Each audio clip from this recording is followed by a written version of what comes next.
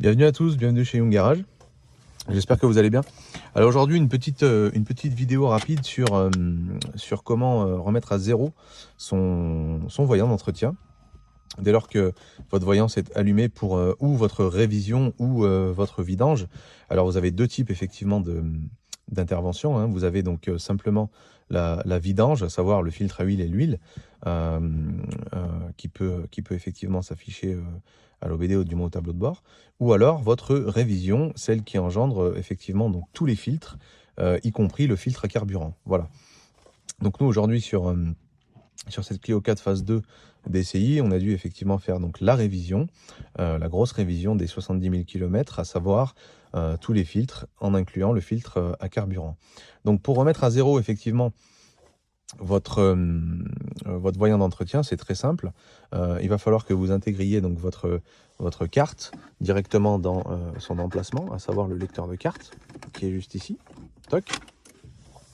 Voilà, donc vous avez le contact qui va se mettre.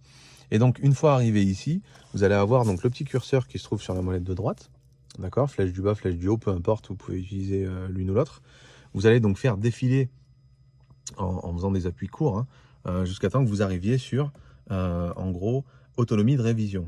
Une fois que vous êtes sur autonomie de révision, c'est très simple, vous allez maintenir ce même bouton, donc le bouton du haut par exemple, hein, jusqu'à temps qu'il clignote. Une fois qu'il va clignoter, vous allez voir qu'il va vous proposer, donc là c'est déjà fait, il va vous proposer donc révision dans 30 000 km ou 12 mois en long life, ou alors la vidange dans 30 000 km ou 12 mois. Ce qui est le cas pour nous, puisque nous, il a déjà été remis à zéro avec notre valise. Voilà. Donc, vous, par exemple, dans le cas présent, vous avez fait, on va prendre un exemple, votre vidange. Vous avez besoin de la remettre à niveau, du moins de réinitialiser votre compteur vidange. Donc, vous allez maintenir encore une fois le même bouton appuyé longuement et vous allez voir qu'il va apparaître en clignotant très simplement. Voilà.